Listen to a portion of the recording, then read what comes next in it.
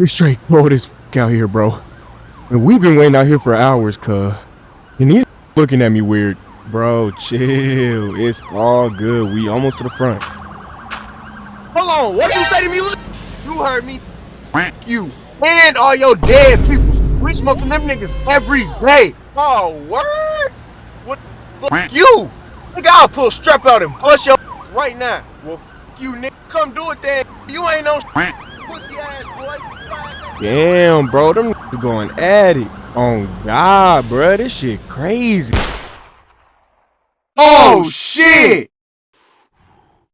So, look, bro. A couple months ago, I learned a very important lesson that most of y'all will probably just say is playing out common sense. And that lesson was, do not go to parties in the hood, especially at night. And I know, most of y'all are probably thinking, duh, but this was a very important lesson that I sadly had to learn the hard way. I literally almost died, bro. But look. I'm gonna just explain to y'all what happened. Cue the intro.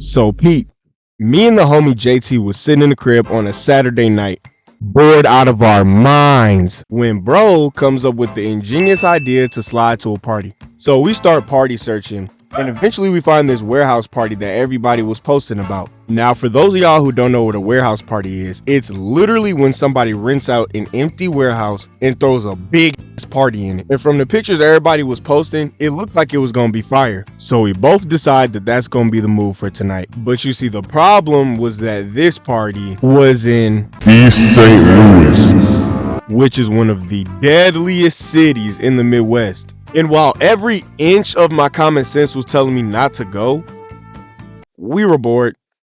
So we decided to go anyway. So we fit up, get an Uber to the party, and roll out. After about 45 minutes of driving, we pull up to the party, and right off the bat, it's this long line going all the way to the street of niggas with ski masks and Lacoste bags on. And if you from STL or any type of hood, you know that is a recipe for disaster, man.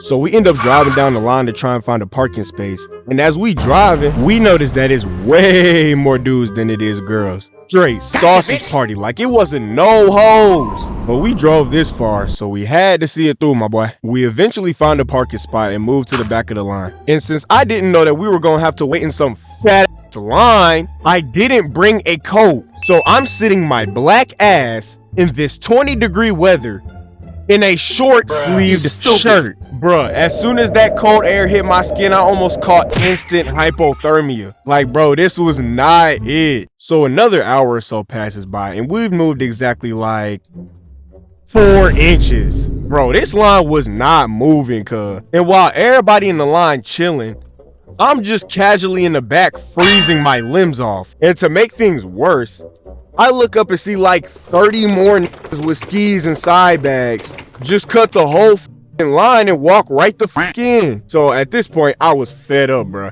I was ready to leave. So I tapped JT and I'm like, bro, it's cold as fuck out here and I'm ready to shake, bro. Like we never getting in this mug. And he goes, bro, we already been waiting this long and that mug sound like it's cracking from out here. Don't worry, bro. We gonna get in. Let's just keep thugging it out for a while. And although I was on the edge of going through anaphylactic shock from how cold I was, he did have a point. So I'm like, fuck it, let's just see it through. So we wait like another 40 minutes. And when we finally get to the front, this big bald head ass bouncer steps his big sloppy built ass in front of the door and has the audacity to say, "The building is at max capacity. We're no longer letting people in here.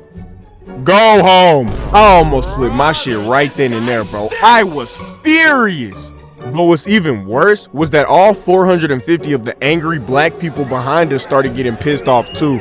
They just started amping up. They all just started yelling at dude and cursing him out, and things started to get really chaotic and out of hand. So me and JT took that as our cue to get the fuck out of there. So Brody knew these one girls that lived around the area we was at, and he told them to pull up on us because they told him that they had a whip and would come pick us up. So we walked down the street and wait for them to pull up. While we waiting, I hear that the chaos by the line starts to pick up, and it sounded like two groups of dudes was getting into a heated ass argument. And I'm not gonna lie, this make me a little anxious. So I asked JT how far away the girls are, and he tells me that they were about like 8 minutes away. So I try to brush it off and continue to wait it out until they start getting even louder. So at this point, I'm getting genuinely worried because these girls is taking hellas to get here, and it sounds like these niggas about to get active. But by the grace of God, they finally text him saying that they were there. We both jump up with excitement when out of nowhere, all we hear is, and a whole herd of people start running towards us, bro. What I feared the most came true. These niggas started shooting. So of course, me and bro ran for our dear lives. We straight booked it, bro. But the problem about shots going off in the hood is that is like a domino effect that causes a chain reaction. And once one group of start shooting, everybody decides to start shooting. And that is exactly what happened in this situation. So we end up just desperately running at full speed through this Call of Duty Warzone ass parking lot, trying to find safety. But just when I thought all hope was lost, I see this building across the street where there weren't many people around. So I decide I'm going to take a straight shot there and hide behind it for cover. And when I look over at JT, I could tell Twin was thinking the same thing. So we wait for a clear shot to the building and dash towards that mug. But as I'm running, I'm stopped in my tracks by this big SUV with some dude standing outside the driver's seat. And me and bro just staring at each other as he slowly reaches down in his pants. And in my head, I'm thinking, this is it, man. This is the day I'm gonna die. And I guess bro thought I had a strap on me. So I put my hands up to show him that I don't. And he just stares at me. And out of nowhere, he pulled his gun out. I instantly dove behind the nearest car and covered my head. And the nigga just sent hella shots out in the air and just skirts off. As soon as he does this, I take this as an opportunity and sprint towards the building where I finally meet up with JT. I just collapse against the wall, sweating and breathing hard as from how bad they could have ended, bro. I got so lucky. So I look to the right of me and see the girls that was so-called supposed to be picking us up. And I say so-called because these dumb drunk hoes wasn't even driving. Bro, they straight lied to us. They were in somebody else's car and the whole whip was full of people.